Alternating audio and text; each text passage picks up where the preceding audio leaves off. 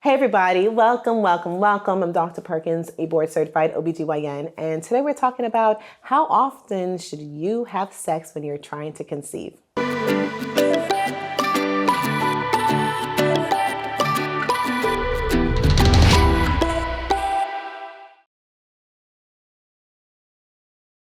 In this episode, we'll be focusing on timing and why timing means everything when it comes to conception. We'll review the menstrual cycle so you know when exactly to have sex when you're in your fertile window. We'll talk about luteinizing hormone and why knowing your levels will make conception so much easier and takes the thinking out of the game. And we'll talk about how often to have sex when you're trying to conceive.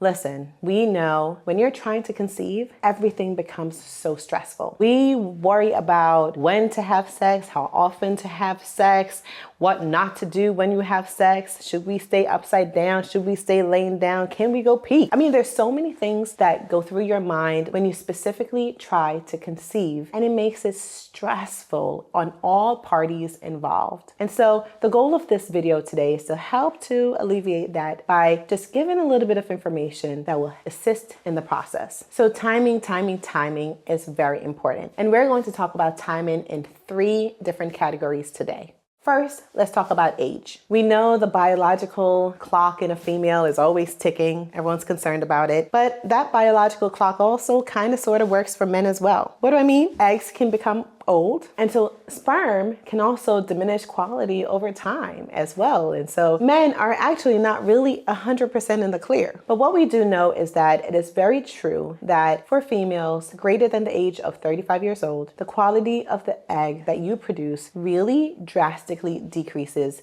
between then and menopause. Menopause on average will happen at the age of 51. For everyone else, as you get closer and closer to that age, your egg quality just continues to go down. This is different from a male. While the quality of sperm may go down, there's a continuous production through their lifetime. And so because of that, they can still be able to achieve fertilization even in their 70s or 80s because they're still working. So with that, timing is important because once we as females cross that 35-year mark, we change the length of time that we will allow for conception before intervening. Meaning that before the age of 35, we're completely okay with you trying to conceive on your own with frequent sexual activity regularly from month to month for 12 continuous months. After the age of 35, we chop that in half and we give you 6 months to try to conceive naturally before intervening. And sometimes that intervention just means testing. It's checking to make sure that your system works, that everything is open, meaning your cervix is open, your uterus is open, your fallopian tubes are open, and your ovaries are actually producing eggs. But it also may mean that we're checking the semen and sperm quality of your partner as well. These are all very important, but knowing the distinction between the time frames allowed helps you to be able to create a plan so that we're using your body and your fertility while you have it.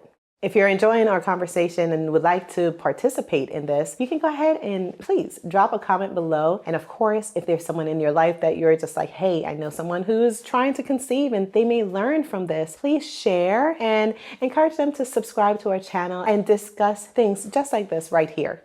Now, another category that I'd like to interject here is the timing of your menstrual cycle. This is very important, and I've talked about this in several other videos right here on this channel as well. It is important because knowing when you ovulate will really be the key to conception and knowing exactly when to have sex. Now, you can have sex anytime. You can have sex all the time, but you're only fertile for 24 hours in your menstrual cycle. So to not have sexual activity be in vain or not at the right timing, it is important that we understand the cycle. In general, once you know the length of your menstrual cycle, which begins from the first day of your last period and continues to the first day of your next period, you want to count those days. And based on the results or the number you get, that is the length of your menstrual cycle. And this should be on repeat from month to month, continuously until menopause. With that, know that you ovulate 14 days before the start of your next period. You can time exactly when ovulation occurs. And if you know that ovulation will occur on, say, the 15th of the month, then having sex about 24 hours before or 48 hours before and on the day of ovulation, you'll be able to have sperm right in the area where it needs to be, ready and willing to cause fertilization to happen. Now, sperm can live inside of a woman's body for as long as 5 days. So what does that mean? Well, if you were to ovulate on the 15th of the month, but you had sex on the 10th of the month, you may still get pregnant, even though sex and ovulation were on 2 different days. That's because sperm can live inside for quite some time. On the reverse side, if you ovulated on the 15th, but had sex on the 20th, there's no pregnancy because the egg will only survive for 24 hours. But there's a window, which we call the fertile window, which is a few days before your ovulation to 24 hours after your ovulation. Within that window, this is where pregnancy may occur. Now, I've had so many patients come to me and say, hey doc, there's no way that I am pregnant because I knew my ovulation and I did not have sex that day. You don't need to. Sperm can survive inside for up to 5 days. So our question today is, how often should I have sex in order to get pregnant? Hinted to this earlier by saying that 24 hours before is like a perfect timing, the day off maybe as well. But if you're just like, listen, I'm not really sure exactly when, I can't calculate my cycle. I don't know when this happens. I don't know when ovulation will happen. There is a very simple way for you to check and know exactly when ovulation will happen in your body. This also applies to those who may have irregular cycles. The way that you do this is by getting a testing kit for luteinizing hormone, which is called LH for short, and it's usually a little strip. And it's a strip that you will dip inside of your urine on a daily basis from the end of your period all the way until it tells you that you're ovulating. And so what will happen is that you'll check your urine every day, and 24 to 48 hours before ovulation occurs, your body releases a high level of luteinizing hormone. Like it surges, it peaks.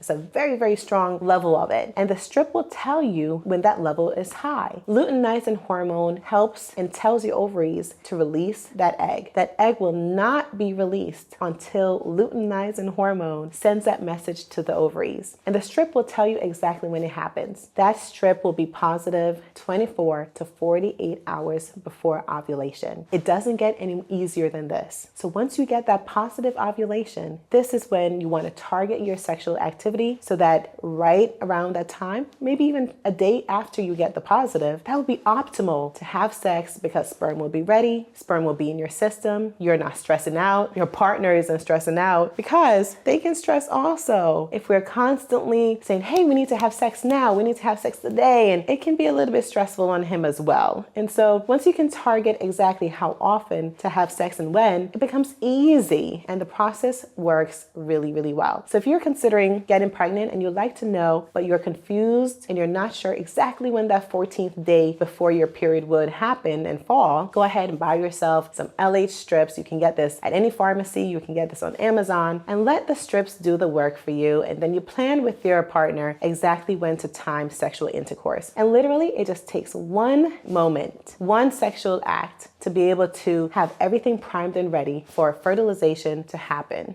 Listen, to continue with this conversation, I'd like to send you something special today. This is a free copy of my hormone ebook called Hormones Don't Lie, where we talk about all of these things, but really giving you strategies for how to balance your body, balance your ovaries, balance your hormones, so that fertilization can be optimized if fertilization is what you desire. Click the link below to get your free copy. And I'd like to also invite you back to my channel to see more and learn more about our bodies as females, your hormones, and how to achieve your best life. I'm Dr. Perkins, and I thank you for being here with me. Have a good day.